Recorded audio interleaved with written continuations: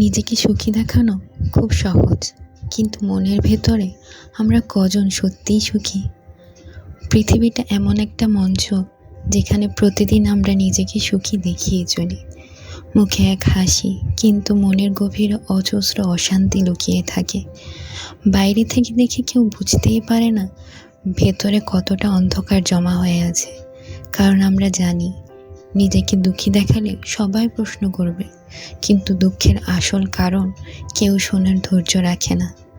তাই মনের ভেতরে কষ্টগুলো চেপে রাখি আর মুখে সাজিয়ে নিই এক টুকরো মিকি হাসি। সুখী থাকার অভিনয়টা খুব সহজ, কারণ এর জন্য কাউকে কিছু প্রমাণ করতে হয় না।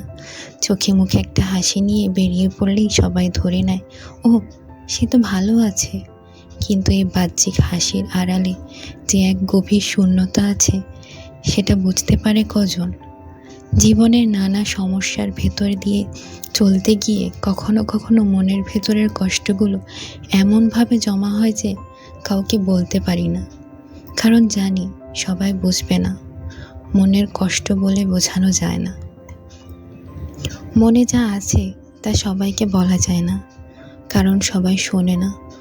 বোঝার জন্য যেটুকু ধৈর্য দরকার তা সবার থাকে না।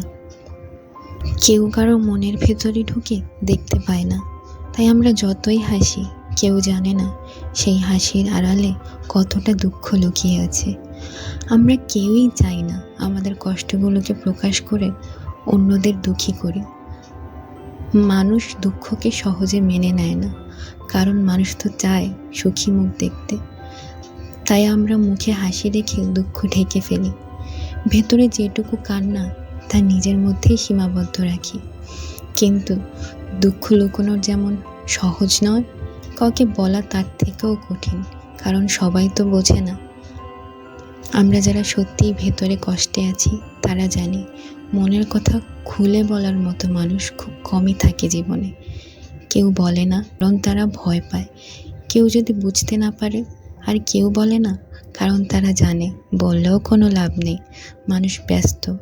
কেউ মন খুলে শোনার মতো সময় রাখে না।